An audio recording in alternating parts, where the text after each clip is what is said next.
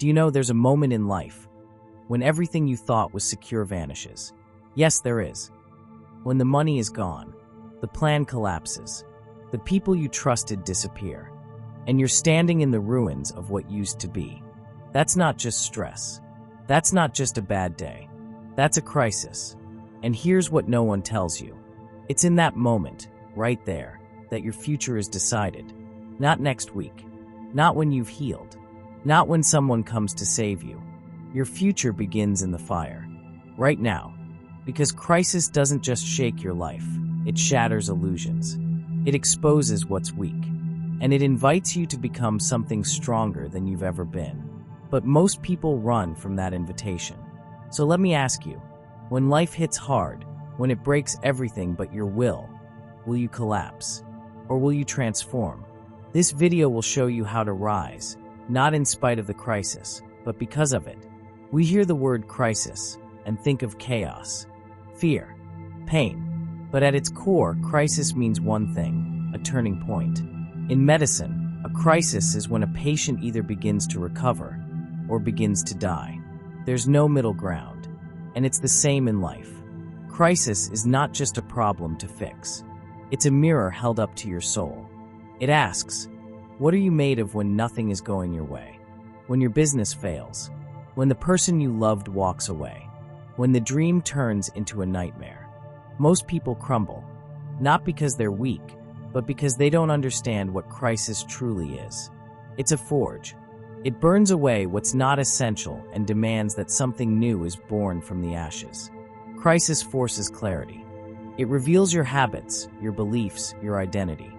It removes the noise and puts you face to face with your truth. Let's be honest. Most people take the breakdown path, and you've probably been there yourself. It's the path where panic takes over. You feel out of control, so you lash out or shut down. You stop moving, hoping the pain will just pass. Here's how it starts. You blame the world instead of reflecting on your role. You chase distractions instead of facing discomfort.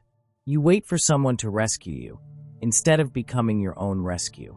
You tell yourself the lie that it's over, when it's really just beginning. On this path, your energy collapses inward. You replay failures. You drown in regret. You lose days, weeks, sometimes years, in a fog of helplessness. This is how people get stuck. They treat crisis as a life sentence instead of a wake-up call. And the worst part, breakdown doesn't just steal your momentum, it rewires your brain. It teaches you that pain means stop, instead of teaching you to evolve. But there's another path, one most people never take, because it requires you to rise when everything in you wants to quit. Breakthrough doesn't start with motivation. It starts with a choice, to face reality without flinching and act anyway. It's the moment you decide, this will not define me. I will define it. Breakthrough is not loud. It's not dramatic. It often begins quietly. In a whisper you speak to yourself at rock bottom. I'm not done yet. Let's talk examples. Oprah Winfrey was fired from her first job in television. She was told she wasn't fit for TV. Today, she's one of the most influential media moguls in the world. Steve Jobs was forced out of the company he built. Humiliated. Forgotten. But he didn't stay down. He came back and led Apple to become a global empire. J.K. Rowling wrote Harry Potter while broke, divorced, and on the brink of homelessness. Her crisis didn't kill her dreams. It gave birth to them. What separates these people isn't luck. It's not timing. It's perspective. They didn't see crisis as the end. They saw it as the beginning of reinvention. And that's what breakthrough requires. To choose meaning over misery. To choose action over avoidance. To choose growth over grievance. Here's the tragedy. Most people get inches away from a breakthrough and stop. Why? Because it's hard. We're conditioned to escape discomfort, to medicate it, avoid it, deny it. But growth only lives on the other side of discomfort. Here's how breakthrough hides. In the failure you're avoiding. In the painful conversation you refuse to have. In the risk you're too scared to take. In the discipline you've been postponing. Most people think their crisis is the problem. But the real problem is how they respond to it. They ask, why me, instead of what now? They wait for certainty instead of moving with courage. They keep playing small when crisis is begging them to level up. Here's the truth. Breakthrough is not a door that opens for you. It's a wall you break through. Let's get practical. Here are the exact steps to turn any crisis into a launch pad. Step 1. Face the facts brutally. Stop sugarcoating it. Name what happened. Own your part. Clarity is power, and denial is the enemy of progress. Step 2. Control what you can. You can't control the economy, the betrayal, or the past, but you can control your response. You can control your attitude. You can control your daily actions, starting today. Step 3. Rebuild your identity. A crisis often destroys how you saw yourself. That's okay. Now is your chance to rebuild. Who do you want to become on the other side of this? Write it down. Speak it daily. Identity drives behavior, and a new identity unlocks new outcomes. Step 4. Build a simple power routine.